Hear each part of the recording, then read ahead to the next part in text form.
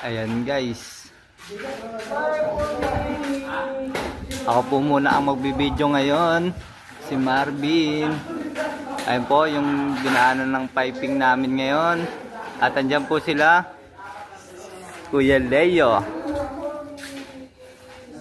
Pakaganda ng pagkakalagay ng piping. Ayun po. Nag-request na kami ng hanger para lalagyan na lang ng hanger ang piping namin. Ayun po, ito si Rapan Rolly. OJT.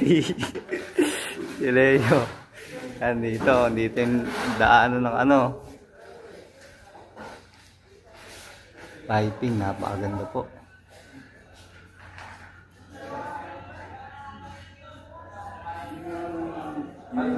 Ito po, ayan po yung plano.